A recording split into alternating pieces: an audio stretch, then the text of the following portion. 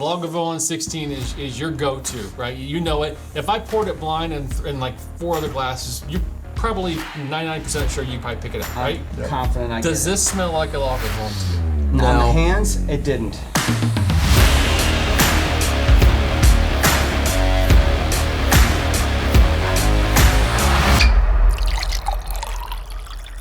What's up, everybody? Hey guys, it is Scotch for Dummies. 4 guys on a Scotch journey to help you with your next Scotch purchase. Could be this one. Lagavulin. Maybe it is this It's one. got the dongle, right? Well, all I know is it's got this Right? guy right here, Nick Offerman. Nick on it. Offerman. Come So on. what do we got That's here? worth it. Lagavulin 11, Nick Offerman edition. He's already had one of those, Yes. and we reviewed it. Yep. And it was delicious. It was good. It So stands what's so in there. special about this? Was this the same thing? Different but same. No, same. This one is Guinness edition, right? So finished in Guinness casks. Well, I that's don't know nitrogen about and that. nothing wrong with So wait, that. time out, man. I love Guinness. Yeah. I don't think there's anybody that doesn't like Guinness. So you're bringing one of my favorite scotches together with one of my favorite beers. How can this be wrong? But I don't So, know. so find is this out. basically his 11-year-old that they made, and then he just put it in an extra 4 months of Guinness? That's I my guess understanding. Yeah, and I like the detail with the bottle. They've got, it looks like a Guinness pour on the top here with a little, The foam head, foam the head, white the head. black collar. Head. Yeah, it took I me. mean, It looks just like his other one. Yeah, I it can't does. tell. I mean, What's the ABV there, Drew? 46%. That's right, 46. Just like typical Lagavulin. All right. It just says finish in Guinness, so. Okay, Well, so okay, interesting. Interesting. Lagavulin 11, Nick Offerman, finished in Guinness. So we talked earlier about Lagavulin 16 is your go-to, right? You know it. If I poured it blind and like 4 other glasses, you're probably 99% sure you probably pick it up, right? I'm confident I Does get this smell like a Lagavulin to you? it. On the No. hands, it didn't. No. Like it maybe has some characteristics, but you couldn't pull it out. Do you get a mineral quality to it? Yeah. Ooh, yeah. Right? Metallic. Yeah, there's Yeah. something that it doesn't. No, it does not have a It's like a slate or a. It's almost a sauerkraut too. Yeah, that's what I was looking for. It is a sour nose, a little bit sour. Yeah. I can get. Well, behind I'm a that. good Polak. I love some sauerkraut. Yeah, I'm not saying I don't like this nose. I'm just saying it's got a little tinge of something on there. I don't get a whole lot of peat or smoke or anything on No, the I don't nose get either. any of the Lagavulin signature nose on this. No, but it does kick, the peat kicks in. You get all that smokiness right on the initial palate. Wow, does it ever smell like my and you grandpa's get cellar? some dark chocolate coming through. Ooh, almost milk chocolate. I gotta be honest, but the nose isn't really Oh. tantalizing me here. Wow, this is really good so far.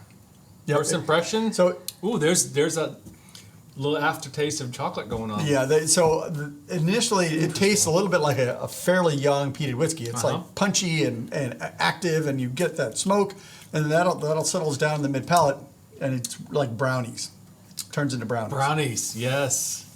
It's got some nice this is dark nice. chocolate Some notes vanilla, to it. yeah. I like your description of an active, punchy scotch. It's Mm-hmm. very. It's got a lot of things going on. Yep. But it doesn't feel like out of balance or out of character. It's just younger. So it's It does just feel got a lot younger, of yeah. things going on, but they all feel like they should be there. I'm trying to pick out like notes that I would attribute to the Guinness, because that's the whole thing. The only thing I right? can get so far is the very end. Like maybe on the finish, there's a little bit of not like Guinness flavor, but like a darker, fuller Dark body. bitter. Yeah, because I get that bitter chocolate. I get that dark Towards chocolate the at the very, end. very end. I do not think of Guinness though when I taste it. No, No, I don't no. either. No. This is. I feel like I'm struggling now with this a little bit. Like if my first initial taste, I was really excited about it. It tasted really good, the dark chocolate, but I haven't had anything All really right. blow me away yet.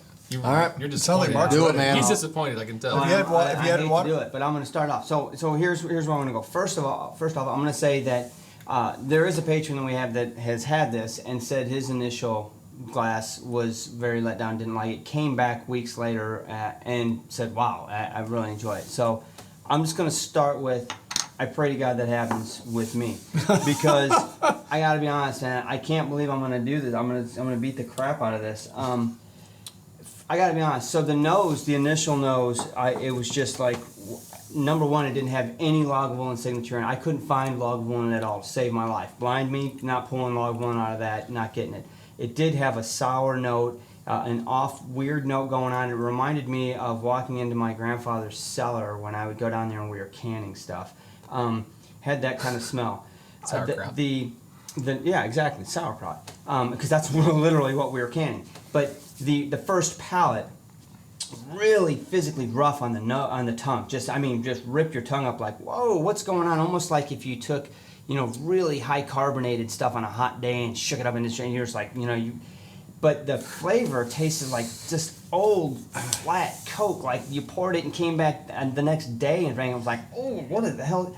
And I was like, what the hell's going on? Didn't get any Lagavulin on the palate either. I couldn't find it to save my life. I put some water on it, on the nose with water. I found a hint of Lagavulin. I was like, oh shit, there you are. Oh, where'd you go? Well, there you are. Where'd you go? Oh. And so it was like hide and seek. It was there and wasn't there. Now I will say I did get a couple of other things like honey on the nose with water, which I did find pleasant. Yeah. But I gotta be honest, the palate didn't come back around. I'm gonna give it a 1.5. Dang. What'd you pay for this? What did I pay for it? Shoot, what did I pay for it, guys? You know what? While you guys are going, I'll look on my my total wine receipt and tell you. I can't remember. I looked yesterday. Ballpark it, 70? Yeah, I want to say it was 60. That's not bad. But it might have been more than that, and I'll get that number for you while they're talking. But I really, it pains me to say 1.5 on this, and I will follow it up. 11-year-old. If it does come back around in a couple weeks and I have a dram and I find it much more enjoyable, like that our patron did, I will follow it up because I hate to be Lagavulin's, man, it's one of my tried and true lovers, man.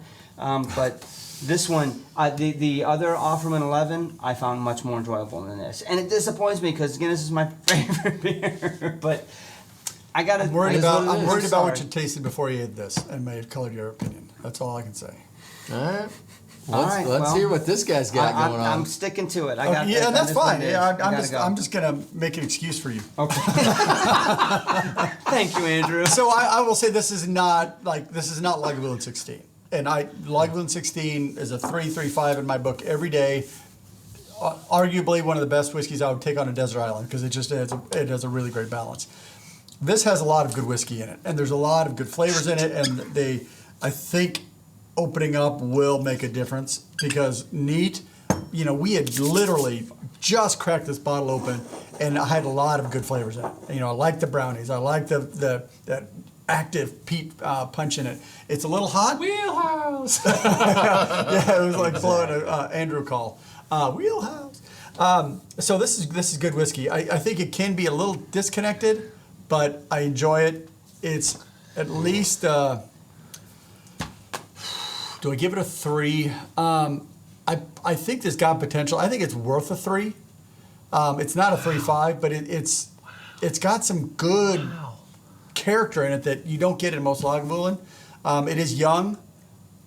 Maybe it's a 2.5. I'm going to go with a 3 just because I think it's got great potential.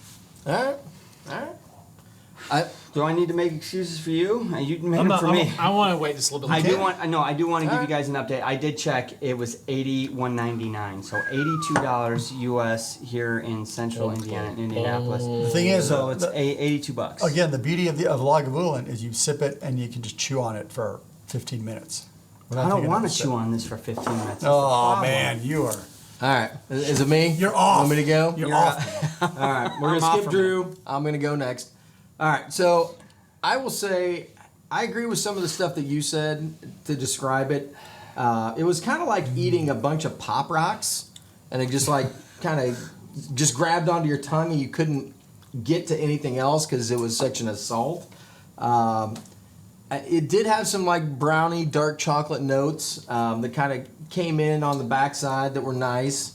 I thought the water was nice because it kind of tamed down that assault on the tongue and let you get to some sweet notes. So there was some straw, there was some honey, some nicer notes. I never, neat or with water, thought that the nose was particularly interesting. I mean, there just really wasn't a whole lot of there. which was kind of disappointing because it's Lagavulin. So I went into this thinking that, well, at least I'm going to get a good nose out of this thing. And that wasn't the case. But it wasn't bad. It was just kind of like a little bit out of kilter. And I'm attributing that, I guess, to its youth. But I think I agree with Andrew a little bit that I think that there's some underlying flavors and things in this bottle that as it sits are going to come out and kind of come I hope together so. a little bit more. I do. I am disappointed that I never really, and I guess I never really thought that I would be like, oh, well, there's the Guinness. Right? It tastes like Guinness. But I thought that there would be something about it that I'd be like attributable to that.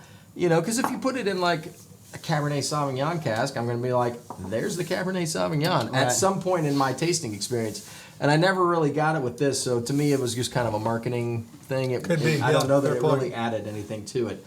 So if you're a Guinness fan and you're like, well, I've got to have that bottle, be prepared to be a little bit If you don't like peated whiskey, you won't disappointed, like I it. guess, on Yep. that one. So I think it's a good average whiskey. I'm stuck between a 2 and a 2.5. I'll probably give it the benefit of the doubt and give it a 2.5. Just because I think that there's stuff in there that when we come back to it in a couple weeks is going to be a little bit nicer. But I may be disappointed and drop it down to a 2. So Yep.